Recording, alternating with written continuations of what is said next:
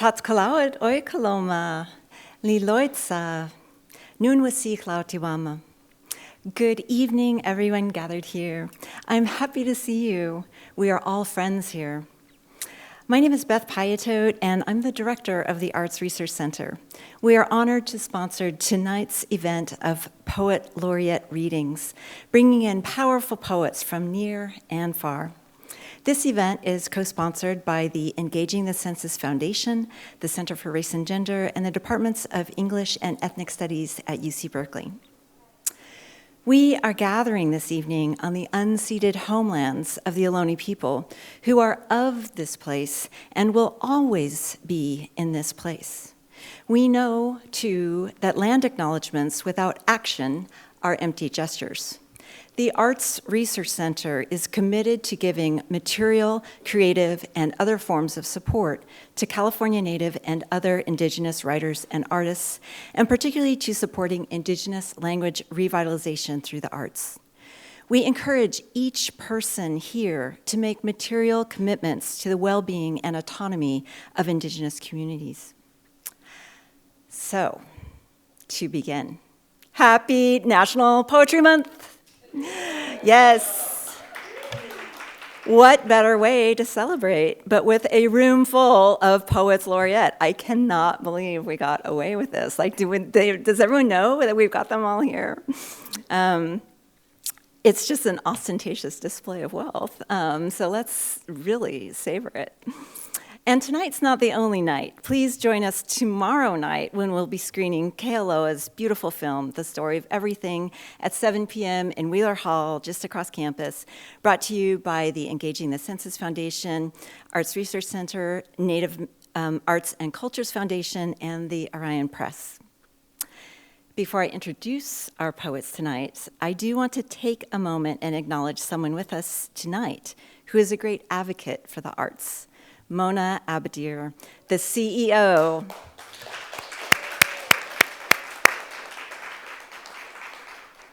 The CEO of the Engaging the Senses Foundation. Since 2019, the Engaging the Senses Foundation has provided generous support to the Arts Research Center at UC Berkeley to promote poetry.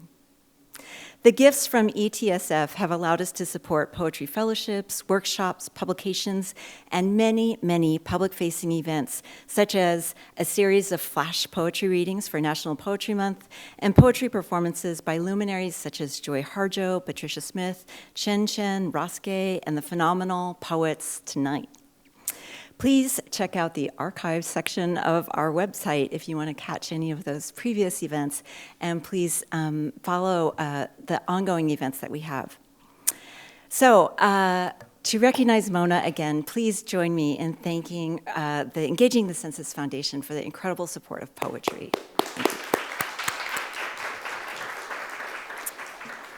And now to our performance tonight. Our first performer tonight is Kealoha, Hawaii's first poet laureate. He has performed at hundreds of venues throughout the world, from the White House to Aiolani Palace, from Brazil to Switzerland. He is the first poet in Hawaii's history to perform at a governor's inauguration, was selected as a master artist for the National Endowment for the Arts program, and delivered the keynote address for MIT's special commencement ceremony in 2022. Kealoha's latest work, The Story of Everything, is a science-based theater production that has toured in various cities throughout the United States and is now a feature film, and you can see it all on the big screen tomorrow night at Wheeler Hall at 7. Kealoha is the founder of Hawaiʻi Slam, ranked second in the nation, Youth Speaks Hawaiʻi, the two-time international champions, and First Thursdays, the largest registered slam poetry competition in the world. In the genre of storytelling, he has gained national recognition by showcasing at high-profile events such as the National Storytelling Network Conference, the Bay Area Storytelling Festival, and the Honolulu Storytelling Festival. After Kealoha, Nadia Elbgal, the Oakland Youth Poet Laureate, will take the stage. She is a Berkeley High graduate, currently taking a few classes at Berkeley City College during her gap year, and writing poetry. She is a Yemeni-American Muslim woman who advocates for and raises awareness on topics ranging to topics relating to the Middle Eastern and Muslim communities. Nadia has been a literacy mentor to Yemeni students in the OUSD elementary schools, as well as a teaching assistant in mental health class at Hoover Elementary summer program. As an artist activist, Nadia's themes range from the Middle East to American cities. She is an older sister and a cousin whose values and insight come from her upbringing in mixed cultures and families. As a storyteller, she identifies as an actor, playwright, lyricist, and poet. She plans to get a degree in social work and pursue a career that will help keep youth out of jails. We'll close our evening with Lee Herrick, the current California Poet Laureate. He is the author of 3 books of poems, Scar and Flower, Gardening Secrets of the Dead, and This Many Miles from Desire. He is co-editor with Leah Sevelius of The World I Leave You, Asian-American Poets on Faith and Spirit. He served as the City of Fresno Poet Laureate from 2015 to 17. His poems have appeared widely in literary magazines, anthologies, and textbooks, including the Bloomsbury Review, Columbia Poetry Review, Berkeley Poetry Review, the Normal School, the Poetry Foundation, Ziziva, A Seed from a Silent Tree, Writing by Korean Adoptees, Highway 99, a literary journal through California's Great Central Valley, That Place That Inhabits Us, poems from the San Francisco Bay watershed, Naming the Lost, The Fresno Poets, interviews and essays, One for the Money, The Sentence as Poetic Form, Indivisible, Poems of Social Justice, Dear America, Letters of Hope, Habitat, Defiance, and Democracy, and Here, Poems for the Planet, with a foreword by His Holiness the Dalai Lama, among others. Not among other writers of forewords, but among other publications. He serves on the advisory board of Terrain.org and 16 Rivers Press and co-founded Lit Hop in Fresno. He has traveled throughout Latin America and Asia and has given readings across the United States. He was born in Daejeon, South Korea, adopted at 10 months of age, and raised in California. He lives with his family in Fresno, California, and teaches at Fresno City College and in the low residency MFA program at University of Nevada, Reno at Lake Tahoe. He is the 10th California Poet Laureate and the first Asian American to serve in the role. We're so honored to have each of you here tonight. I'm going to get off the stage,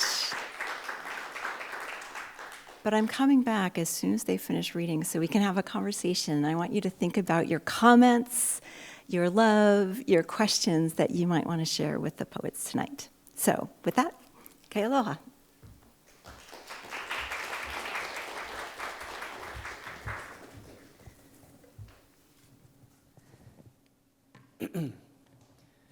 E ho mai ka ike mai luna mai e o na mea huna no e au o na mele e ho mai e ho mai e ho mai e ho mai ka ike mai luna mai e o na mea huna no e au o na mele e ho mai e ho mai, e ho mai, e ho mai, ka ike mai luna mai e, o na mea huna no e au, o na mele, e ho mai, e ho mai, e ho mai,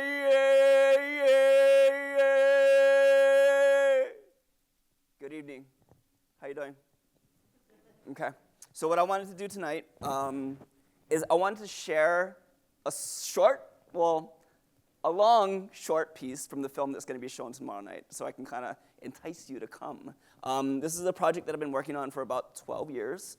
It's called The Story of Everything. It's a creation story from the Big Bang till humans. So it tells 13.8 billion years worth of time in an hour and a half. An hour and 38 minutes, actually. So what I want to do for you is just a 15-minute part of it to give you a taste Of course, this is naked without all the visual effects and the art and the dance and the chanting and the music, but, just this is us in the raw in the theater, okay? So this is scene 4 from the story of everything, inspired by my son. When I found out he was going to be coming into this world, I wrote this for him.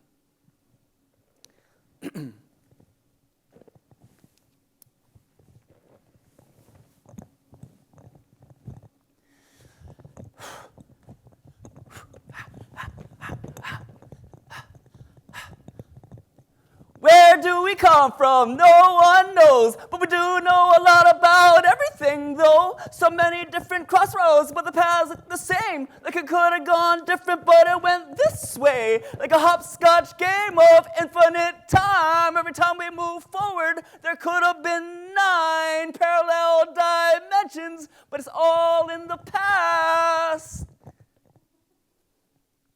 What came when life first appeared on this planet? It depends who you ask. Because if you ask an evolutionary biologist, she'll tell you that Mother Earth oli ke kumulipo during her labor. Ha na kumulipo ika pohe kane. Ha na poele ika pohe wahine. And when she was ready to push, the moon pulled with one last tug on her womb. And as their embryonic waters rushed forth, they contained a single cell, like a single thump, floating over the bass drum rumblings of the night. It was a bacteria, a slime, nourishing and nursing the nutrients of her fluids. An infinitesimal infant, unconscious of its existence, persistent in its will to survive. And as night turned into day and day turned into night, it grew too big for its limits. And with a quick twitch, it split into 2, giving birth to an identical twin. And they thrived and reproduced to produce more children. And they thrived and reproduced exponentially, like a cascade of ripples scattered throughout the sea. Over a billion days and nights, they thrived and reproduced until an entire tapestry was woven. Generations of descendants dispersed through her waters, and over time, after endless days and nights, after trillions of beats had come and gone, had echoed into the darkness, one of our single-celled notes made a mistake when it replicated, gave birth to a strange sound with mutated genes, different from anything that had ever been heard before. It was an archaea, a cell at a different frequency, able to survive the harshest of environments, and it thrived and reproduced. And they thrived, reproduced, and they spread. Scattering in, out, and around Mother Earth, they thrived and reproduced, while the bass beat continued near her womb.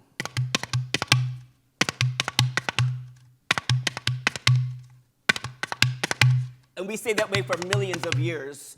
Trillions upon trillions of beats come and gone until one day, one of our single-celled notes made another mistake when it replicated, gave birth to another mutation that was profoundly different, a bacteria that came out photosynthetic, able to catch the sun's rays for sustenance. It played on the surface of the water each day, became independent, went off the grid, held the blueprint for chlorophyll. Like a mistake played beautiful, it was like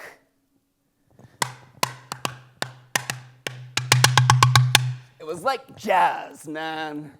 And it thrived and reproduced, and they thrived and reproduced, filled the world with oxygen, they thrived and reproduced, spread through Mother Earth's oceans, they thrived and reproduced, alongside bacteria and archaea.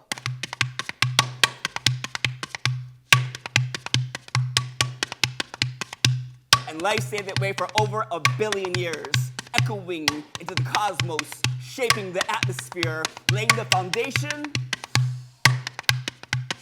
for our future.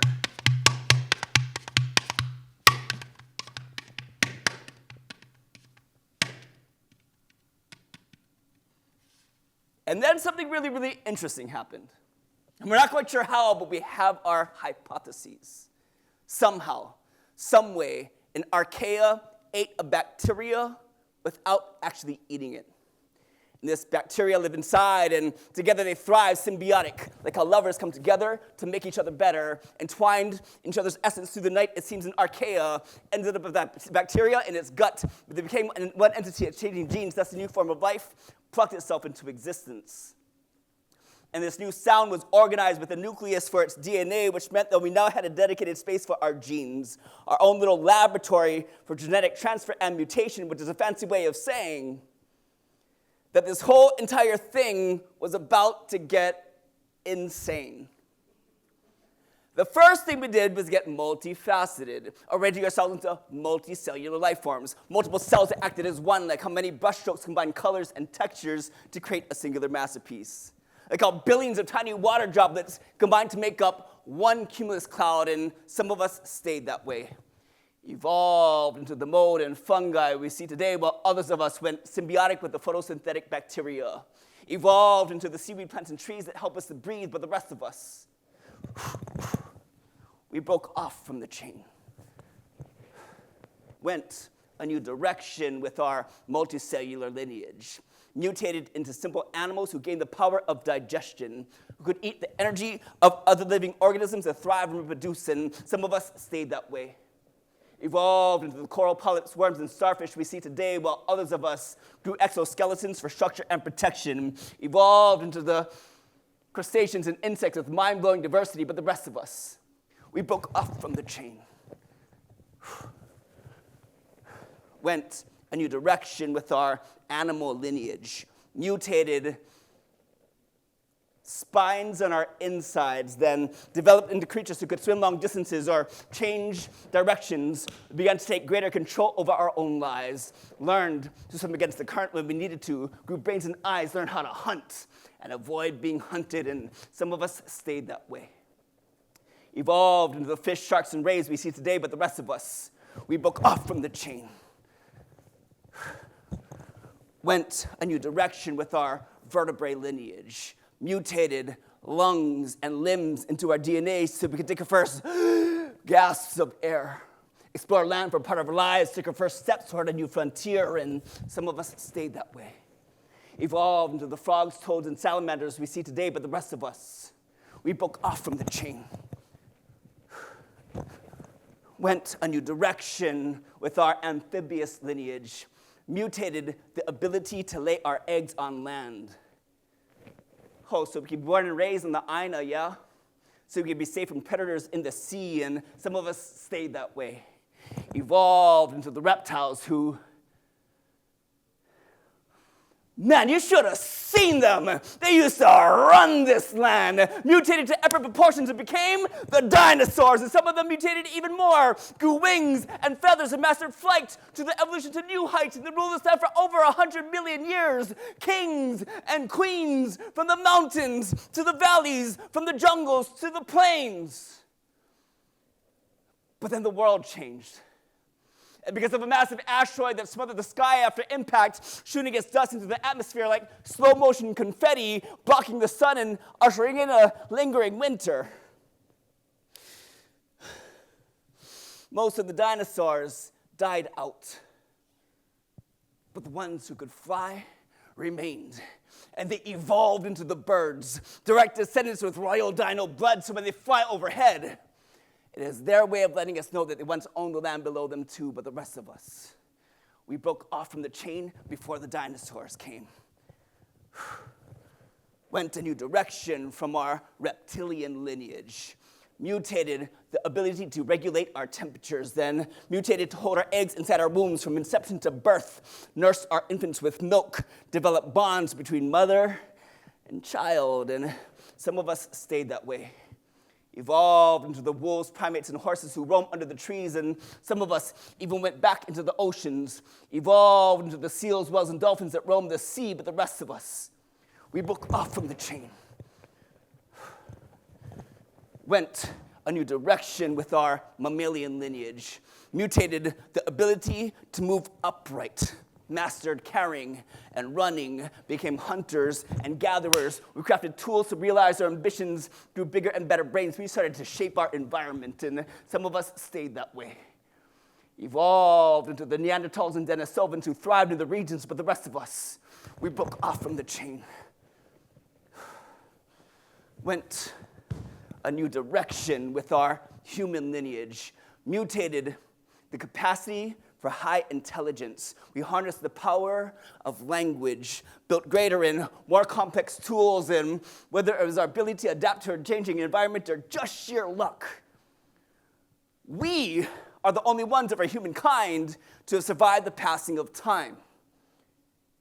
So far. And here we are, Homo sapiens, billions of years descended from our bacteria-like ancestors. But this path wasn't easy or mistake-free. We estimate that for every species of animal that exists today, there are about 1,000 species that didn't make it, 1,000 mutations that came and went through billions of years of trial and error, through natural selection and catastrophe, whether they're stronger or smarter or more prolific or more resistant or just plain luckier. Here we are, the thrivers and the survivors. And we come from all of this. So tonight, I want you to think about your life. I want you to think about what you stand for and realize that all the mistakes you've ever made mean nothing in the long term. For every year you live, the universe will be around for trillions. And for every friend you've made, there are billions yet to be born that you will never meet. In the grand scheme of things, we are nobody. And yet at the same time, we are everything. We are X and Y chromosomes. We are G, C, A, and T genomes. We are complex carbohydrates, simple proteins, soft tissue, hardwired neurons. We are strong bonds linked in nervous systems. And while this Earth's surface is covered with 65% salt water, we are walking bags made of 65% salt water, merely mimicking the environment that we evolved from. And when we are done, this flesh we call our own returns home to the sea when we dissipate, evaporate into water vapor, and these bones will be broken down by the roots of the tallest trees, while this earth, hurling through space, will freeze and boil as it has for eons as it orbits the sun, which in 5 billion years will transform into a red giant and scorch all life as we know it, its last blast before it fizzles into a whimper, remembered by nobody. Or maybe charted by aliens as they peered through telescopes, logging our sun as a piece of data that came and went, and these aliens, whoever they may or may not be, shoot, I want them to think about their lives. I want you to think about your life as you study me through your primitive telescopes. And I want everybody, the aliens, you and me, to realize that even when our hearts break, or when work gets rough, or when rent's due, or when someone somewhere says something stupid about you, even in the face of homicide, genocide, and suicide, in the face of racism, sexism, classism, and insert really bad word here, ism. No matter how hard life may get for you or for other people, zoom out. Zoom out and realize that all the evil in this world is transient. Heck, all the good in this world, transient. You, me, all of us, are transient. You will not be you in the grand scheme of things, which makes all your suffering temporary, which makes your ecstasy the most exciting thing worth remembering as part of the universe expressing itself in one giant orgasm known as the Big Bang. We are its aftermath sigh, its alibi for not having a reason. You are the universe learning about itself. You are the universe asking itself why it's here. You will soon be the universe not learning or asking anything. You're everything and nothing at the same time, no matter how hard it is to admit, no matter how afraid we get and how much we want to deny the truth. Well, the truth is, we're gonna die. Maybe not tonight, tomorrow, or next year, but sooner or later, we're all gonna die. You should eat more vegetables, though.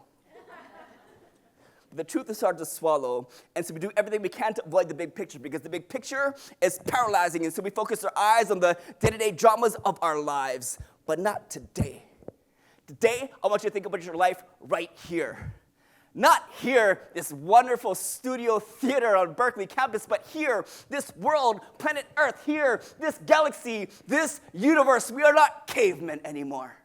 There are no saber-toothed tigers lurking in the shadows, yet most of us cling to our fears like the animals we evolved from. What are we so afraid of? We've been etching the same patterns in the same predictable places for years. Why do we live the way that they tell us to? And yo, who the heck are they anyway? It's about time we start doing what's in our hearts because that's all we really got. I want you to think about all the things you wish you could do. And tonight, I want you to do one of them. And tomorrow, another. Our lives are temporary art pieces. We are works in progress, so I say, paint your butt off. Use fluorescent yellows and reds in the places where there aren't any color. Dance for the moment. Sculpt your life out of soil and make the universe smile. Be the expressive process that is humanity. Tonight, I want you to think about your life. And tomorrow, yo, go on out there and live it. Thank you.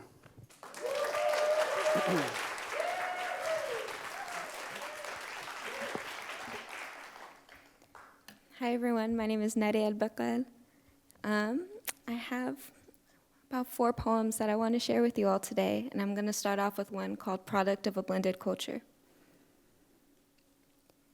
What is culture to a blend like me? A lemon tree bearing ripe dates, purple Jacksons with 30 faces, dirty as gums, yet clean as untouched marble. Is it malahis and jubanis, sabaya baklava wa asid, or is it the lamb arteries painted above my door? Is it my Middle Eastern brain or my contrasting creamed skin, 19 years of wondering if I shall be left toothless beneath a dragon blood tree, unfit for my body, so I twist like my values. I creep on ostrich eggshells, worried to roll a snake eyes with fear of getting my parcel tongue slit. I speak in unmatchable tones, so I'm going to take a minute like Canaan to tell the people like me that I come prepared. I come from wedding halls and Immortal Technique, Vinny Paz, Mac Dre, Mr. Fab, and Keek the Sneak. I come from sand dunes and dirt roads, algebra, coffee, and stolen domes, yet I feel like I'm fake repping a set, unaccustomed to my family's speech, the baboon raised in a cage, unable to feel the air her father first breathed. I am a seam, the split in the sea, the slit near identity's thigh, waking up and having to choose which side I'll be today, the Arab with the morals or the American with the weighted pain. I live a burnt reality, skin scorched and bubbly with goosebumps as my inverse relationship demands closeness to my ancestry, stepping stone shortage, each knob locking me out from the home I wish to lay my head. The oryx within gallops to each crevice, pressing its ear to soak in what it can before realizing it is a sponge that will soon release its contents into Tartarus, responding occasionally just to be slaughtered upon its return. I conceal my tresses in exchange for tenderness, but when met with the desert, all they see is the eagle's aim, so again, I must decide, this time, between dilated pupils and religious shame. It's become my responsibility to merge so my sisters won't have to. Laying petals before her as my heels fill with rusted nails, a sacrifice I'm willing to make until my bones are caked with soil. For her, I will push through the turmoil. I will take my 13 carpets engraved with evil eyes and fly her through my experiences. I will continue to pave a path towards my own grave just to make sure her heart won't bleed the same. Products of a blended culture. We all stress trying to figure out who to be and who to please. It's time to embrace all of who we are, each characteristic that deems us complete. We are complete, and we demand to be seen. Thank you.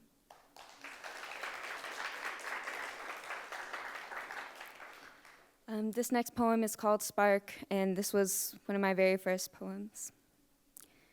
Lids blink. Celestial orbs and icy lashes, both the color of Vanta black. The phantom's back, though some may call it the spark that travels through each and everybody. Home to home, soul to soul, bone to bone. It shows up when we need it the most, like an unspoken language that is somehow flooded with disconnected alphabets. It enters our soul and lifts us up, giving us reason, showing us purpose. Y'all might not know this, but the truth is in the power that keeps our lives kept together, even if it seems like the glue is dried out and there's no motivation to pour yourself a glass of water, limbs limp and no joy of feeling like you're going farther. It's a stuck feeling, dangerous and repetitive. I know too well the negativity that settles rent-free in the brain, the pain from knuckles that crack and bleed against sleepless nights and peeling wallpaper. In reality, my heart is more shattered than Chernobyl windows, but my personality, that's where I really start to come in handy, for it has more depth than the amount of rings on a bristlecone pine tree. It helped me find my spark within the art of poetry, made me see that it's a dream I can reach, one that I can extend my hand to and feel the words flow into my fingertips, painting my fingerprints with silky words and controversial lyrics. Now, ever since I was a released egg, I've been set up for failure, an immigrant dad and a maternal gangbanger. My vibrating vocal cords were sliced with colored cards in elementary, children being muted alongside their ideas, starting at a young age to constrict our abilities. A silent child grows into a cooperative adult, a puppet of the power system, but puppet strings look a lot like chains when they're up close and personal. Chains like the ones they keep draped on the back of our necks, adding another layer each time we attempt to succeed.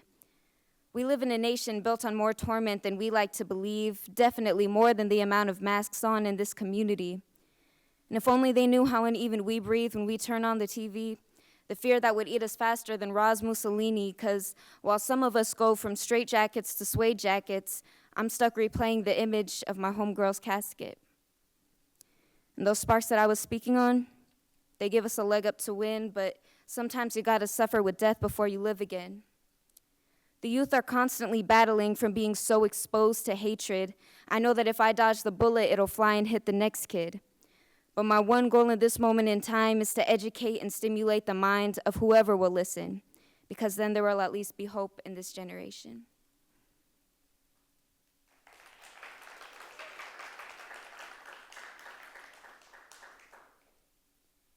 I grew up bombarded with cousins and conflicting culture. I grew up in constant trouble, in liquor stores and back and forths between houses. My mother's swollen tummy, the reason for her missed prom, the reason for my diploma, which I took with both of our hands. I grew up with a hatred for authority, watching the police shoot venom through their sweat glands at my father figure's tattoos, spitting at him to cover the Malcolm X on his leg, but not the ones on his face that would link him to violence.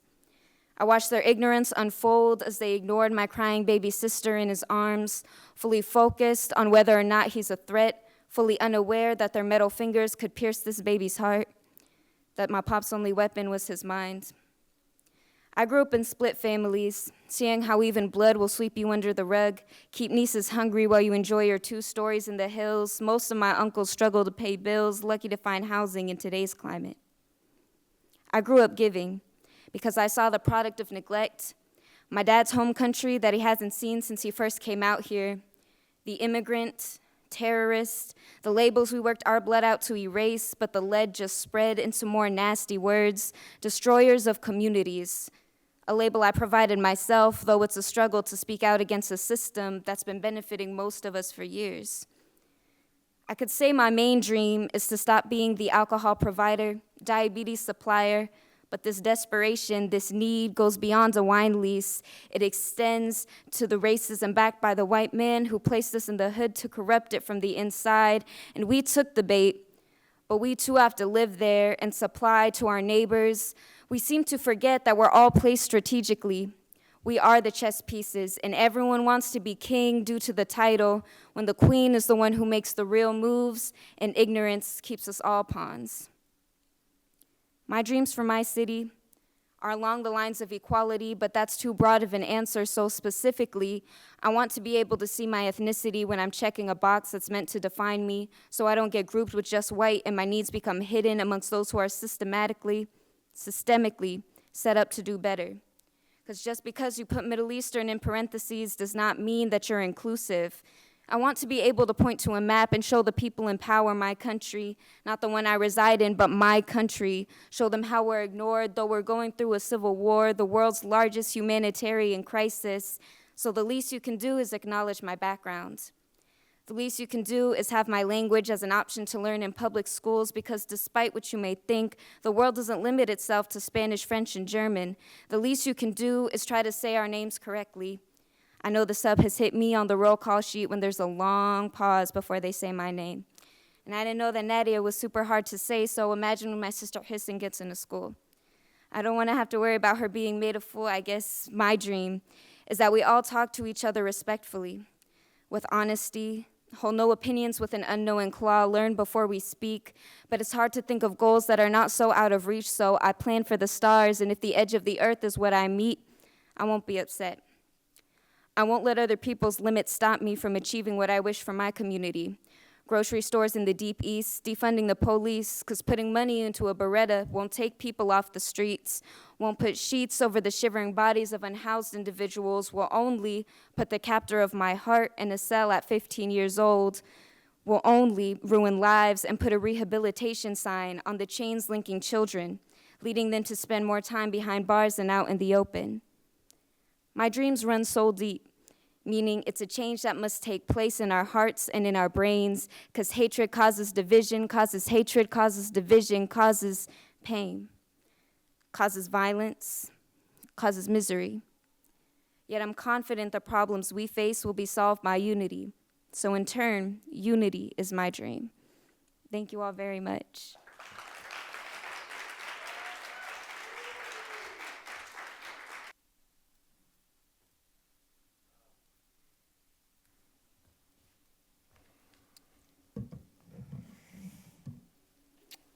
So I'm really happy to be here, and I want to just echo a few thanks from Beth, and thank Beth for the kind introduction. Oh, sure. And yes, also I want to thank Lori McPhee, if she's here. Really amazing, and thank you so much, Lori, for bringing me. Thank you to Mona and Engaging the Census Foundation. Thank you very much for this event and all the events you help make possible. I'm so happy to be here, to meet Lulani, to meet Teresa, to meet so many of you. Thank you for being here. And to all the departments who made this event happen, my thanks. Lisa and I drove down from Fresno, drove up from Fresno, the unceded and traditional homelands of the Yokuts and the Mono. And I grew up near here, though. After being born in Korea, I was raised in Danville, if you know Danville. I lived there for about 8 years and then moved to Modesto, where I attended schools and had some of the best teachers that one could hope for. But I've been in Fresno now for about 26 years, and I was appointed California Poet Laureate about 3 months ago. And thank you. And I'll just say it's been a pure joy. There are probably many poets who could do this, but it's just in these few months, it's been remarkable. This is the largest, most populous state, as you may know, in the United States, almost 40 million. 10 million more than the next most populous, Texas. Beautiful everywhere you go. You know this. Cities, small towns, there's poetry everywhere. I'm telling you, you might know this, but if you doubt it, you can go to the most remote town or the largest city where you question poetry's presence, and it'll be there. I've been to small towns, population of 1,500, and there's a library and a Friends of the Library group that turn out and are writing poems and love the poetry. And so it's with that spirit and with thanks, I'll just read some poems, and then I'm hoping there might be some questions after. So the first poem I'll read, I wrote while I was thinking about California as not just a place where I often felt like an outsider, but that is my state too. And so I was thinking about things I'd seen, things I'd hoped for, and things I'd imagined. My California. Here, an olive votive keeps the sunset lit. The Korean 20-somethings talk about hyphens, graduate school, and good pot. And a group of 4 at a window table in Carpinteria discuss the quality of wines in Napa Valley versus Lodi. Here, in my California, the streets remember the Chicano poet whose songs still bank off Fresno's beer-soaked gutters and almond trees in partial blossom. Here in my California, we fish out long noodles from the pho with such accuracy you'd know we'd done this before. In Fresno, the bullets tire of themselves and begin to pray 5 times a day. In Fresno, we hope for less of the police state and more of a state of grace. In my California, you can watch the sun go down, like in your California, on the ledge of the pregnant 22nd century, the one with a bounty of peaches and grapes, red onions and the good salsa, wine and japchae. Here in my California, paperbacks are free.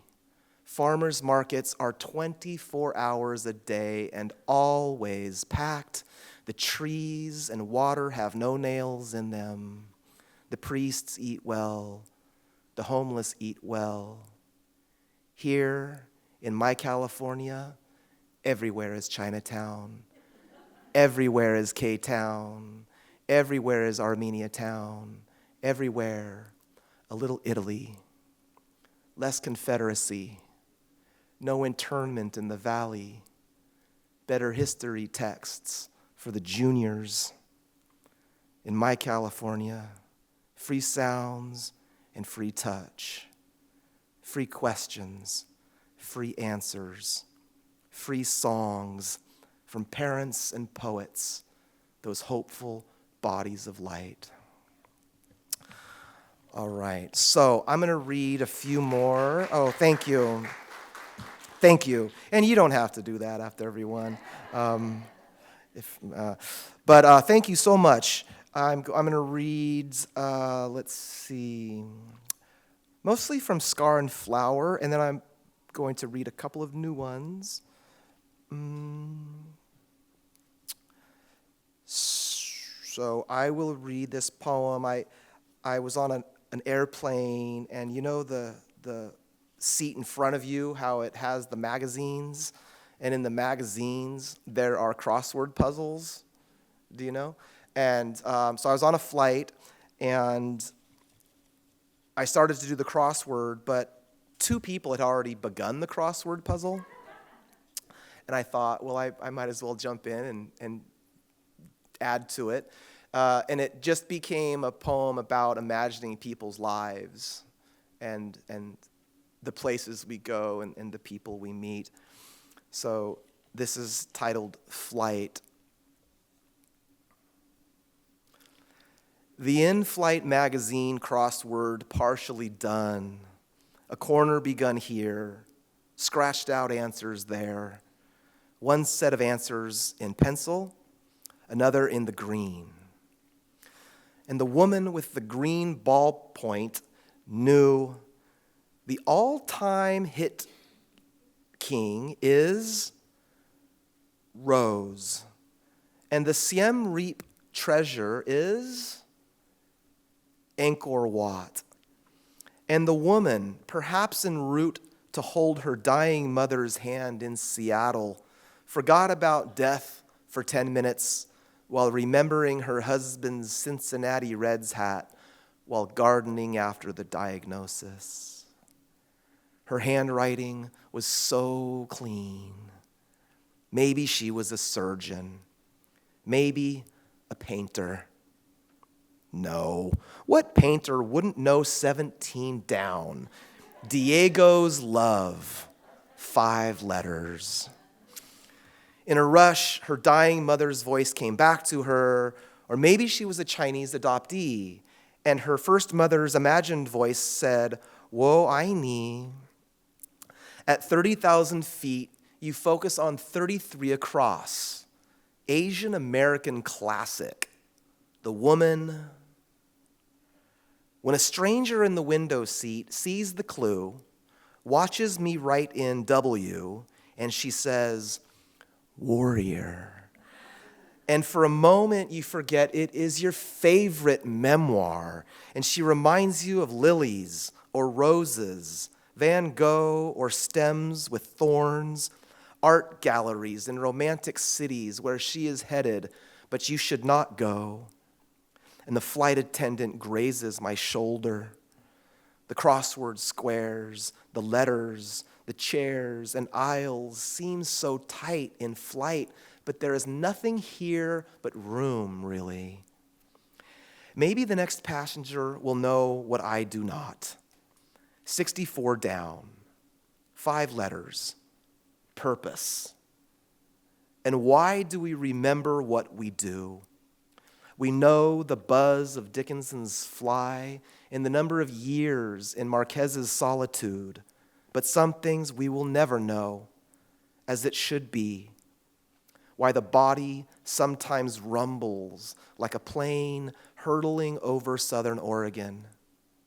How exactly we fall in love, or if Frida and Maxine Hong Kingston would have loved the same kind of tea. All right, so I will read. Oh, okay, thank you. Okay.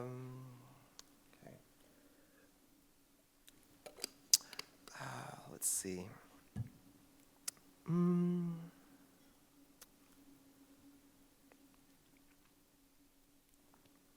I think I will read this one. A Lot of Scar and Flower was written in about a 4-year span where America's long history of violence and present violence seemed to be televised more. The police do good, difficult work, but they also kill on average about 1,000 people each year. And during 2014-16, I was just overtaken with these stories in the news, and I couldn't shake them. Tamir Rice was killed, Michael Brown in Ferguson was killed, Eric Garner was killed in New York. And so I'd like to read this poem. And it was also right after I realized I have a hearing condition. As an adoptee, I never knew my family's medical history. And so this poem, I was working with sound also. It's called What I Hear When I Hear You in My Head. Is the little whisper, the aggregate sorrow, the father's heavy weeping as the son's heavy weeping. What I hear is your artistic response after the massacre, the family of clasped hands, black hands, brown hands, a small child whose brother never had a chance, who holds her father's tearful face and says, "Your eyes are like the moon," is what I hear when I hear you in my head this evening, your laughter like tiny harps. I hear your fatigue as another way to say deprivation. I hear recount, retally. A retaliation is what I hear. When I hear you in my head, it's the grace, the charm, the dead, the boy, the dead boy, the boy who died because of the fear, the forest in the other man's heart. The gun, the heartbreak is the sound I hear.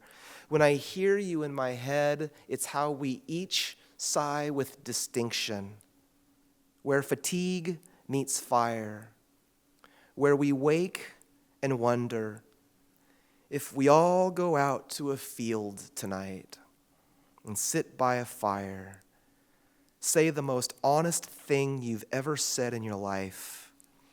Would any dead boy or girl reappear? Not like a mirage, but reappear. Not like a voice in my head, but a body in this room, with flesh and bones, with his big smile and orange blossoms in his billowing hair. Okay, so I'm going to read one, and then I'll shift. Oh, thanks.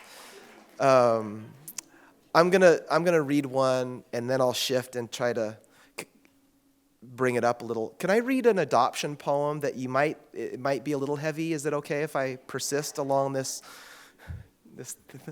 train? By the way, I am so happy to be on this campus. y'all know this. You're from this area, some of you, or if you're here for the first time, you know how beautiful this campus is. I arrived in the Bay Area having been born in South Korea. So I want to read this adoption poem. Let's see. I should just tell you that I was born sometime in late 1970. I don't know exactly when, but I think it was around mid-December 1970. And this is common for many transnational, transracial adoptees, if you're familiar with international adoption. And I was born in Daejeon, Korea. And then I was adopted to the Bay Area. My parents were living in Danville, and I lived here for a while. And so this poem is about my birth mother. I've never met my birth mother, or first mother, as we call them, or my birth father or first father. So it's kind of about her, but I also think it's really a love poem for her, but also a love poem for adoptees everywhere. So this is titled, How Music Stays in the Body. Your body is a song called Birth or First Mother, a miracle that gave birth to another exquisite song.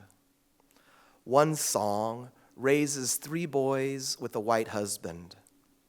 One song fought an American war overseas.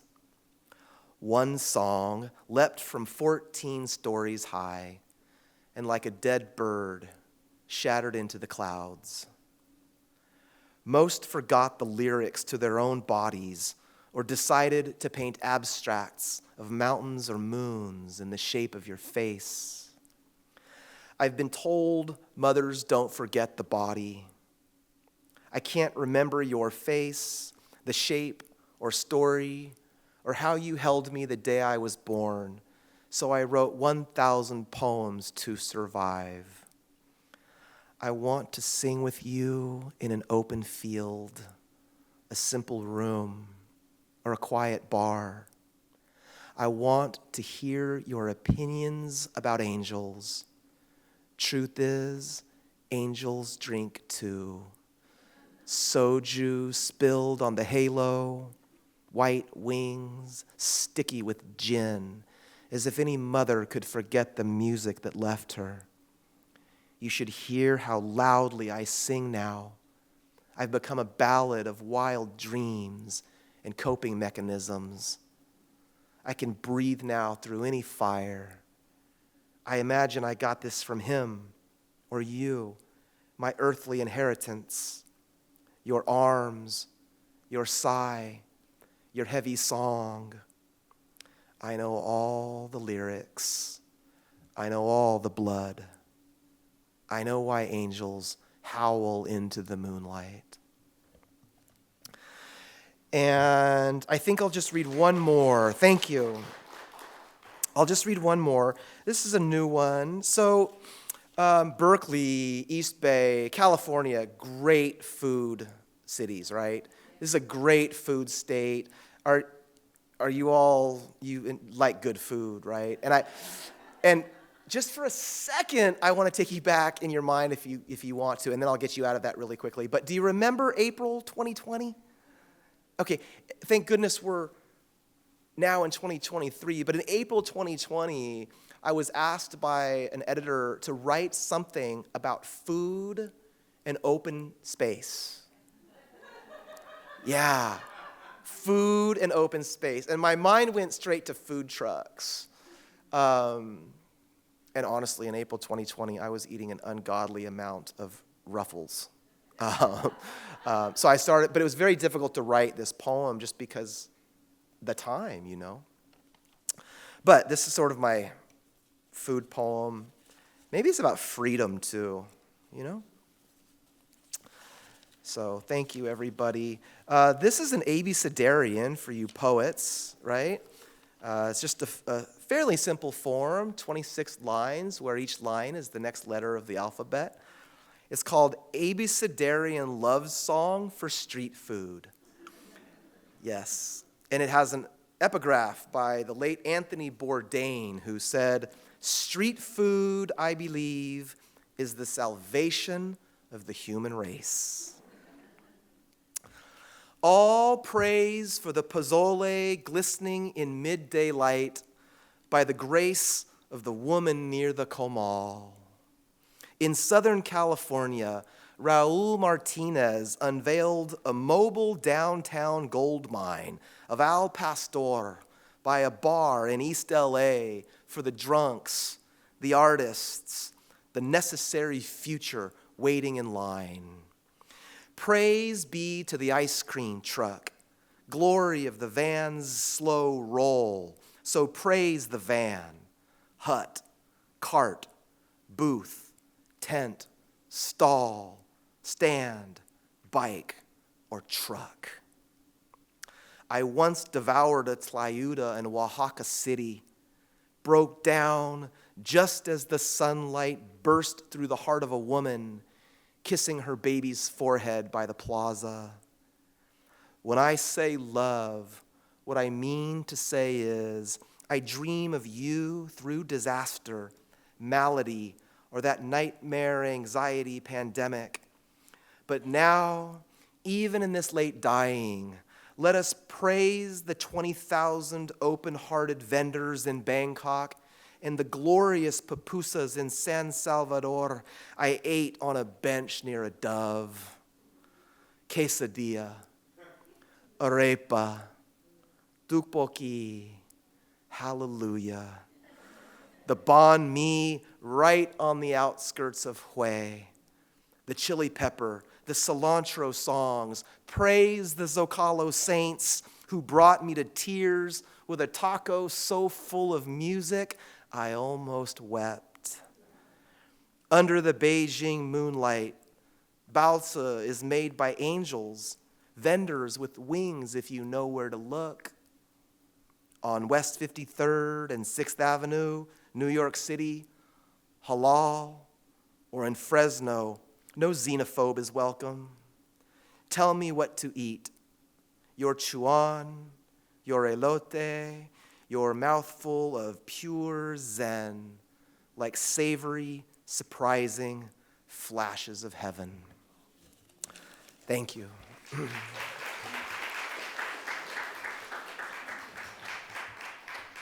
Thank you.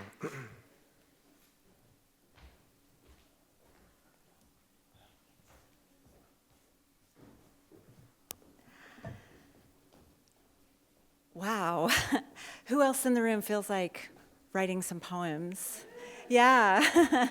That's, I think, one of the great measures of how powerful writing is. Like, it brings out your own desire to write and create. So thank you so much for bringing that live wire,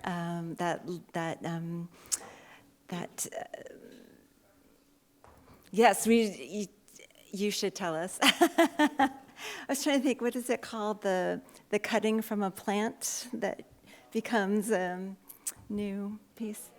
Propagate, yes. Okay, so, yes, we could just...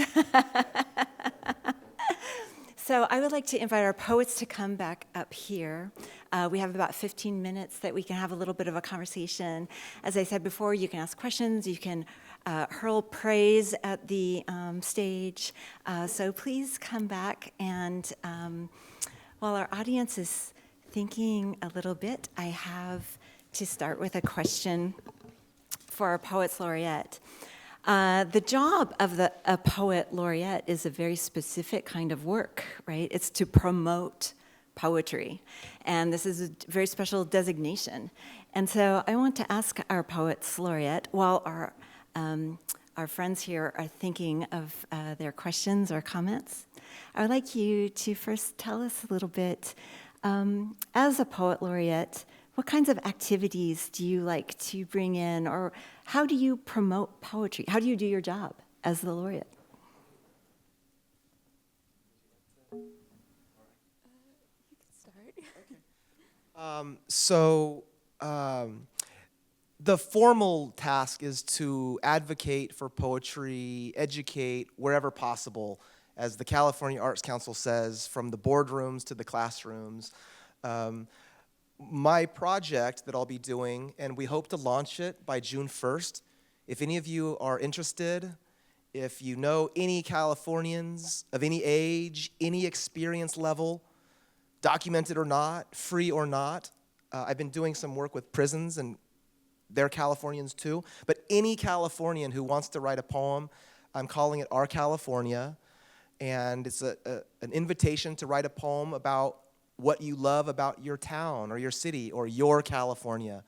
And all of those poems will be posted on the California Arts Council website. Also, I've been doing events at festivals. I'll be going on a small book tour with the first partner, Jennifer Siebel Newsom, this summer to public libraries, working with kids and teens. Wherever I'm invited to talk about poetry, I'm happy to go. Yeah, I definitely just want to second what you just said, like going to different events, especially in different schools, that definitely works to reach out to youth. The program that I'm currently in is just for youth ages 13 to 18. And so I go around to different schools usually, or I go to the Oakland Public Library and I hold events there. And that really just gets the word out and gets people interested in joining our program. Check. Is this on? Okay, cool. Yeah, to echo, my favorite thing to do is to get students fired up about poetry, because if you can reach 1, 2, 10, 20 students in a single visit, then you've changed their lives for good. My last project as Poet Laureate was to film myself giving 10 workshops, basically taking a group of students, actually 3 groups of students, through an entire 10-day program to get them from having no exposure to poetry to being able to just perform their best stuff out loud to crowds. So that was the idea there, and we filmed it. We're gonna put it online for teachers to use wherever they want, for free, because there's not enough resources for teachers that they have access to just grab and use in their classrooms. We want to put it up there with writing samples, lesson plans, all that. Beautiful. Now who has a question or a comment you'd like to share? We have microphones for you. Here's the mic. What? They're recording though, so they want to get you. Oh, okay. How did you begin to incorporate movement and music and chanting in with your poetry? I think there's a natural progression. I mean, it starts on the page obviously first, right? You're just writing for yourself, but then you start to think okay, what format is this gonna live in? Does it live in a book or does it live in front of people? If it lives in front of people, I wanna do everything possible to get the words to make them resonate. So, and I come from a dance background. Dance was my first love. So I try and weave in all that kind of stuff to give you a full kinesthetic experience to make the words stick even longer than just that moment. And then the chanting culturally, that's just part of our DNA, I guess. But then, the focus for the past 10 years has been to bring other genres of art too, so visual art. So Solomon Enos is a great friend that I've been working with to do the visual art part, and then Jamie Nakama, actual professional dancers, who know what they're doing. And just bringing all that stuff because everybody learns differently. Some people are visual, some people are auditory, some people are kinesthetic. So how do you reach everybody?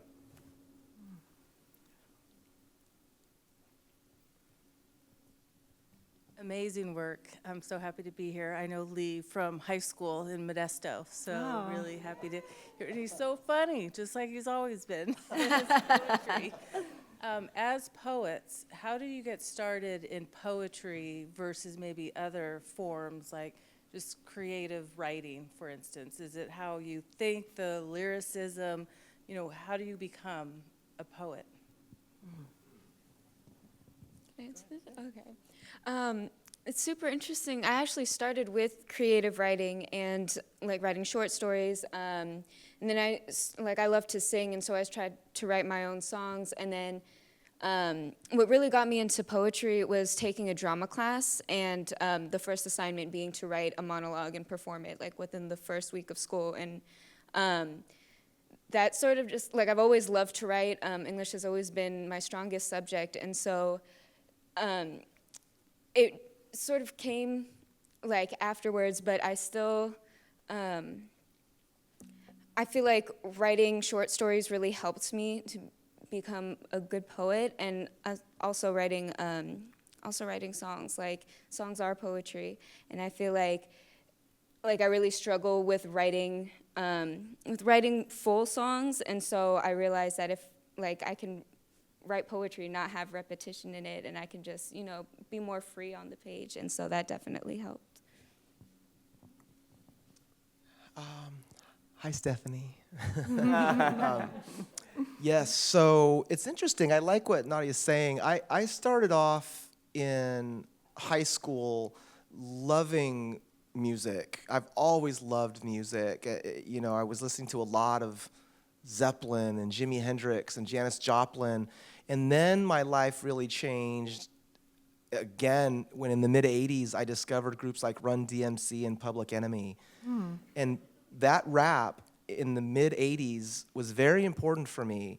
Public Enemy had an anger, an energy that really spoke to me. And when I couldn't articulate it as a 16-year-old, the music let me feel it. And the writing just is a sort of an open field where we can put it.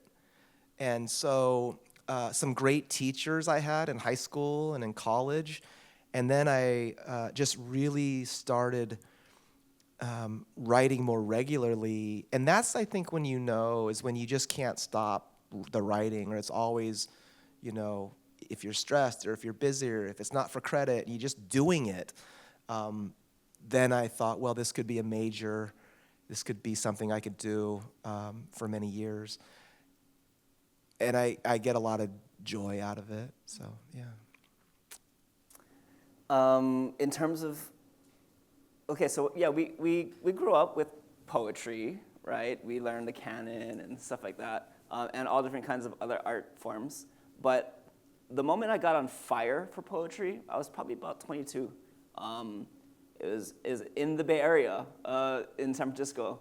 I was living in San Francisco doing nothing with my life. I was just wearing suits and ties in a cubicle, working on Excel spreadsheets. And I opened up the paper one day, and I saw a hot pick that listed a poetry event going on like 3 blocks from where I lived. I was like, oh, let me go check it out. Let me go see what's going on in the city.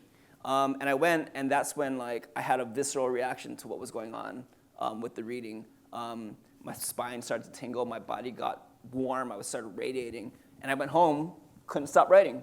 Next day, instead of Excel spreadsheets, I'm pretending I'm working on Excel spreadsheets, and I'm actually writing poems. And then I just couldn't stop going to events at Berkeley campus, in San Francisco, in Oakland, and then also going home and writing. So, and that's when find the poetry that resonates with you is my advice, and then just write for yourself, and then start to share with smaller pockets of people, friends, family. Ask them how it makes them feel. They don't have to be writers. They don't have to be professional anything. Just people who are willing to give you their honest opinion, and then you can start to craft for them, because ultimately your audience, your target audience, are people. So if you can get an emotional response out of other folks, you're onto something. Manat? Wait for the mic. Sorry. Love you too. I'm curious what, just in your wisdom, what is the role of silence, and how do we listen to those silences as readers, writers, etc.? Oh, in today's world. That's a great question. That's a great question.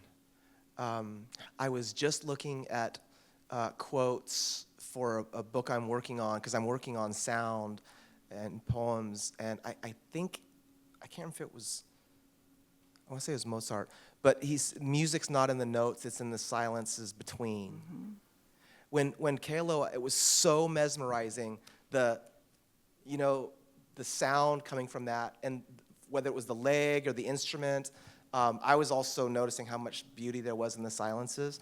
I think, as a writer, it's essential to mute some of the noise. And I'm not sure if you're asking about that as a writer, what role does it play? But to me, it's essential.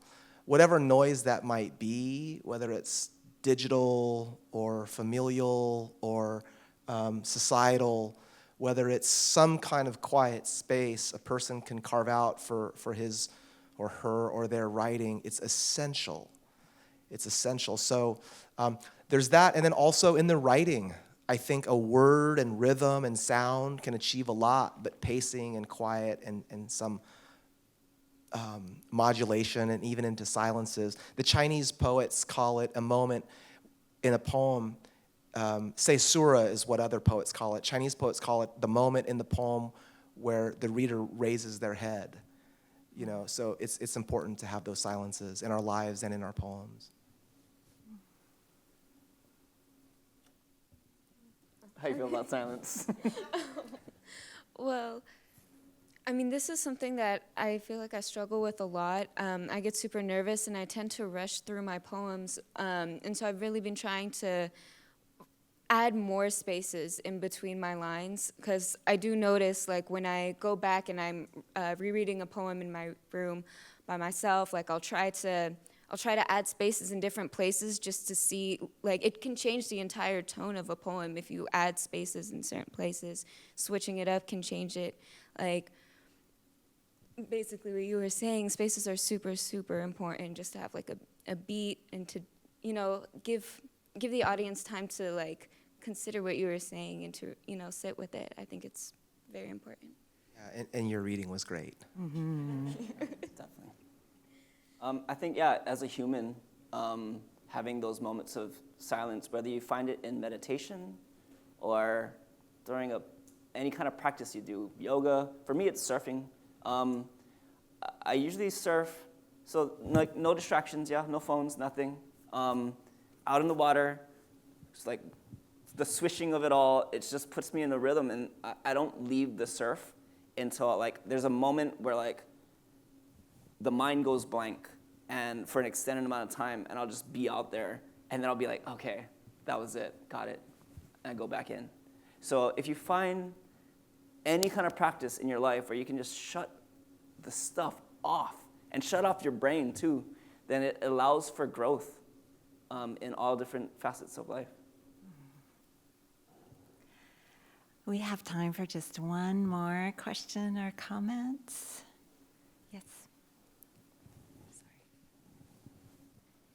Aloha. Aloha. Oh, I'd like to ask, who are your mentors, or what is your mentor, and how has that inspired what you do? You guys want to? Okay. My mentors are there's so many, but it starts with the parents, the family, and my brothers. I was a latchkey kid. So, after school, go home. Parents were nowhere, so it was just like my brothers. And so there was a lot to be learned there.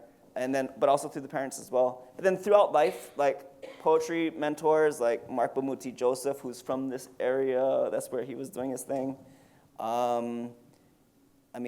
Honestly, you have been a mentor to me, Lulani, Mona. Like the wisdom of our elders, the people who have done this before, who can give you like shepherding advice. Don't take that lightly. That's jewels. That's nuggets throughout life. They're sharing with you experience that you can really just grow from. So yeah, there's so many. You're one of them.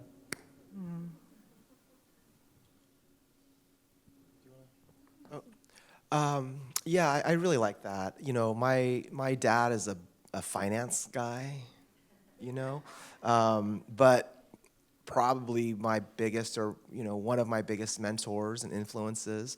My mom was an artist and a painter, and there wasn't ever any formal tutelage like do this, but I think for me it's just absorbing what they do and how they do it, why they do it. But I think the how for me is most important, just how people are moving through the world. I had some great teachers in high school. One was a woman named Nancy Barr from Davis High School, the late Nancy Barr, just a remark. She was about, by my recollection, about 6 feet tall, and she wore about 3-inch heels. And she was very regal and a little intimidating, but I loved her. She was so inspiring. So to that, and she was also hard on us. So I used to think that they were just hard and mean, but I liked what you said. Don't take that stuff for granted. That tutelage, that mentorship is so priceless. Poetry mentors, I mean, I think of Juan Felipe Herrera as a big mentor for me, former U.S. Poet Laureate, and many others. I try to absorb whatever I can from folks who've been there and who are looking out for us, Yeah. I definitely agree with both of you. And so there are a lot of other poets that are currently like in my program with me, our poetry cohort, as well as my boss. My boss has definitely been there to guide me since I joined the program. But I feel like, especially like recently, spending more time with the other poets, like I'm learning a lot from other poets that are my age or even younger than me. Just being able to have a safe place to share our poetry and to get feedback from other people who are doing the same thing that you're doing and sort of in the same like area that you are at. It's really helpful, and it feels really good to just have other youth to share my work with and to learn from. I want to thank you for that beautiful question. It's such a perfect place to end, to be thinking about our mentors, those who come before us, those who support us, also thinking about how our work goes forward to those who come after. So thank you again to our Poets Laureate and to everyone who's gathered here. Thank you so much.